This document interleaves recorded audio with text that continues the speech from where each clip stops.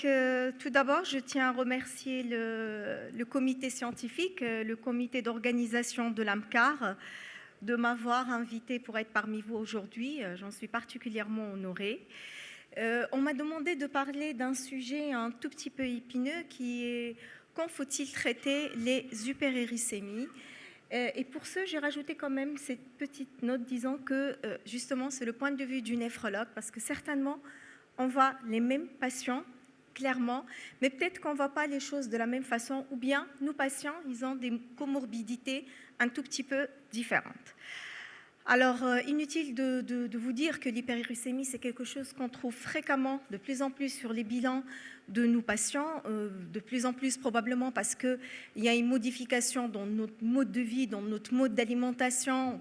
On mange de plus en plus de choses industrielles. À côté de ça, il y a une grande extension de l'épidémie de l'obésité, du diabète, de l'HTA, de l'insuffisance rénale. Donc clairement, c'est devenu une anomalie biologique quasi constante sur les lyonogrammes de nos patients. Elle fait parler très peu d'elle. Donc, elle est assez souvent asymptomatique et en dehors de ces fameuses crises de gouttes et lithiase rénale. Et toute la problématique pour nous aujourd'hui, c'est que se trouver un lien cause à effet entre cette uricémie et la comorbidité de nos patients. Alors, au jour d'aujourd'hui, quand on fait la littérature, on voit des centaines de papiers où on peut se poser la question, l'hyperuricémie, est-ce qu'elle est un facteur prédictif? Est-ce que c'est un biomarqueur des maladies cardiovasculaires, d'événements coronaires pour vous cardiologues, d'insuffisance rénale pour nous néphrologues, ou bien c'est un réel facteur de risque causal indépendant, auquel cas il faut s'y attaquer directement. Donc ceci nous pose problème. Et on ne sait pas justement quoi faire de cette anomalie biologique, à tel point que parfois on se dit peut-être qu'il ne faut même pas la chercher quand le patient ne se plaint de rien.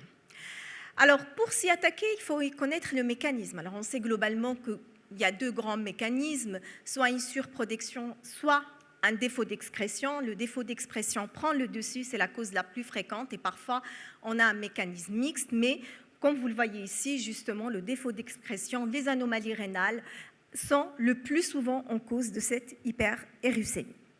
Mais il n'y a pas que, il y a aussi la iatrogénie qui est un élément nouveau puisque c'est quelque chose que nous-mêmes on crée chez nos patients et comme vu les patients ou l'épidémie ou des patients qu'on a vus précédemment, les diabétiques, les hypertendus, les maladies rénaux chroniques, donc on a besoin d'une néphroprotection, on a besoin d'un bon contrôle tensionnel, donc il y a les traitements antihypertenseurs, les bêta-bloquants qui sont réputés d'être hyperuricémieux, les fameux diurétiques qu'on prescrit nous énormément, mais vous aussi, et qui sont hyperuricémiants, les bloqueurs du système rénine-angiotensine qui peuvent avoir soit un effet neutre, soit être hyperuricémiants en dehors du losartan qui lui, il permet quelque part de respecter le métabolisme des urates.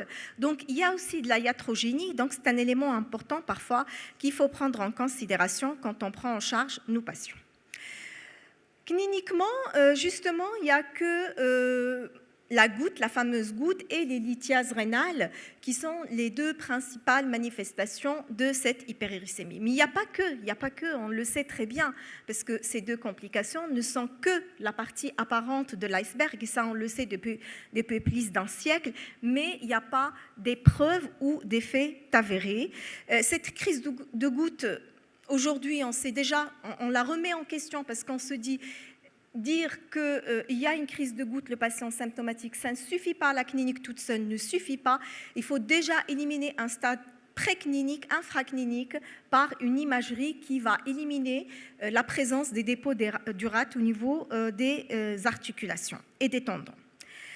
Et donc, ce qui reste inconnu pour nous, justement, c'est cette culpabilité de l'acide urique sur la mortalité cardiovasculaire et rénale, et on ne sait pas très bien quel est l'impact réel sur le cœur et sur le rein, et ça nous intéresse, ça intéresse nos deux communautés néphrologues et cardiologues. Alors sur le cœur, quand on regarde les publications, certainement ça vous le connaissez beaucoup mieux que moi, il y a des papiers qui parlent d'une surmortalité cardiovasculaire, d'une majoration des événements coronaires, de la progression rapide du risque cardiovasculaire, notamment chez les patients avec insuffisance rénale, mais ce ne sont pas des faits avérés, puisque aujourd'hui, au jour d'aujourd'hui, l'acide urique ne fait pas partie, n'est pas reconnu comme étant un facteur de risque cardiovasculaire, quoique on a essayé toujours de prouver sa culpabilité.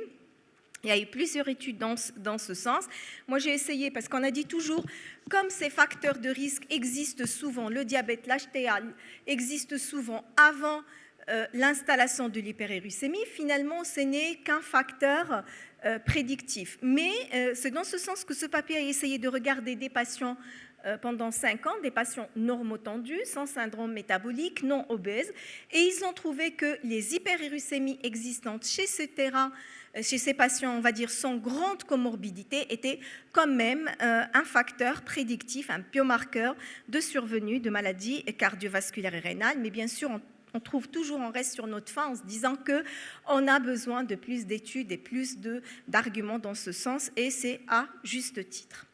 Pour le rein, c'est exactement la même chose. Donc, on ne sait pas si l'hyperuricémie est un agent causal dans la progression de la maladie rénale chronique ou un simple marqueur de la dysfonction rénale, tout en sachant que pour l'hyperuricémie, le rein est à la fois victime et coupable. Il est coupable parce que toutes les maladies rénales s'accompagnent d'un défaut d'excrétion d'acide urique et donc on a l'hyperuricémie. Victime probablement parce que je pense qu'au-delà d'un certain seuil, ça altère, ça fait progresser les maladies rénales chroniques, ajoutant à ça les fameuses lithiases d'acide urique qui ne sont pas à négliger parce qu'on sait aujourd'hui au Maroc que la lithiase d'acide urique, les néphrites interstitielles secondaires sont la 3e cause de la maladie rénale chronique selon une étude internationale faite qui est l'étude Maremar. Donc pour nous néphrologues, l'acide urique restera quand même une cible thérapeutique à prendre en charge vraiment au cas par cas, même si les effets rénoprotecteurs ne sont pas parfaitement prouvés.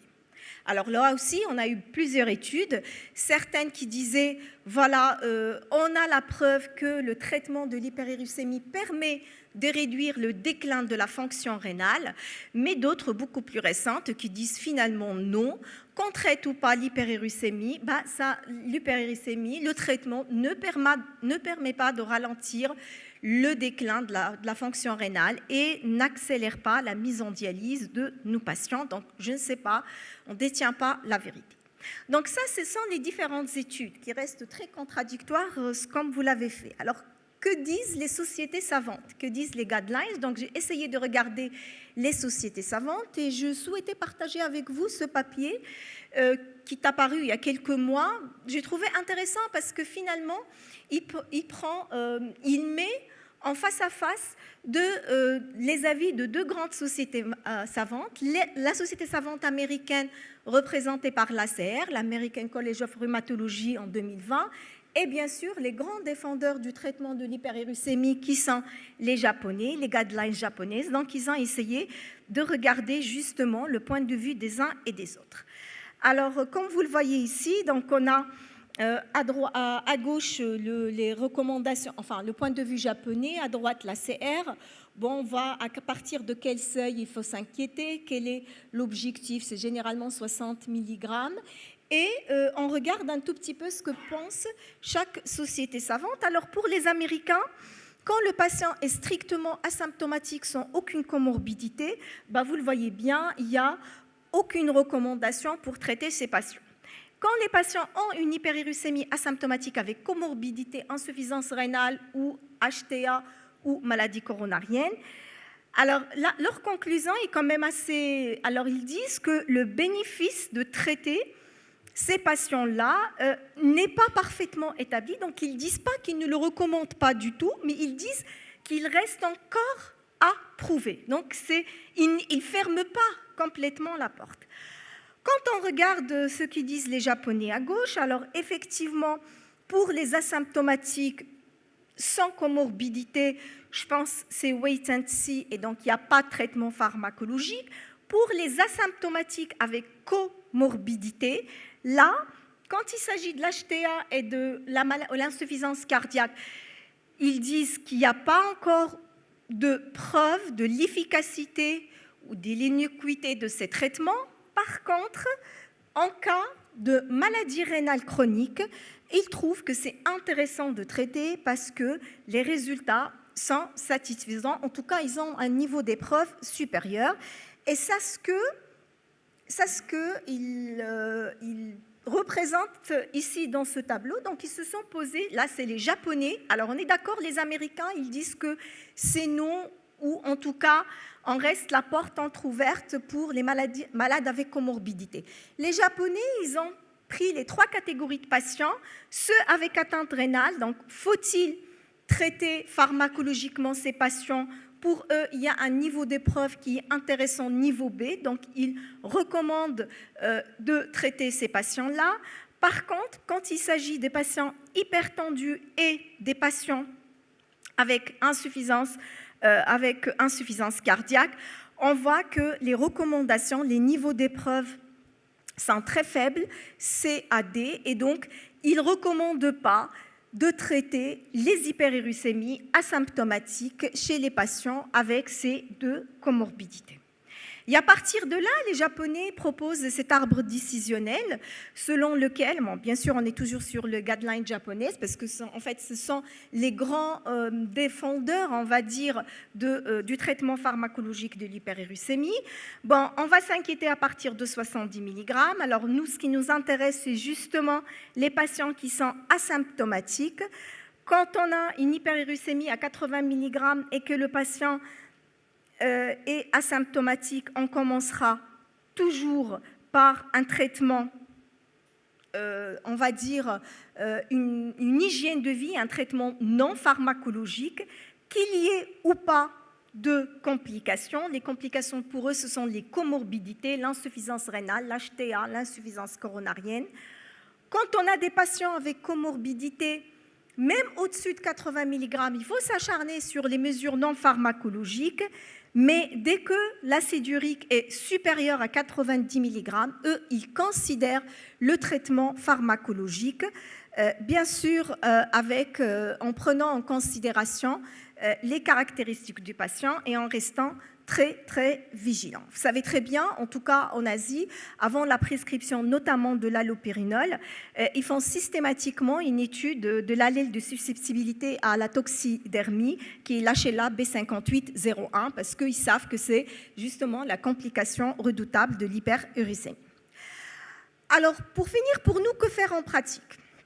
En pratique, je pense que le message, il faut qu'on s'acharne tous sur le traitement non pharmacologique parce que ça ne règle pas que l'acide urique, ça règle l'obésité, le surpoids, l'hypertension artérielle, les maladies rénales, l'hygiène de vie. Donc ça, c'est quelque chose de très important.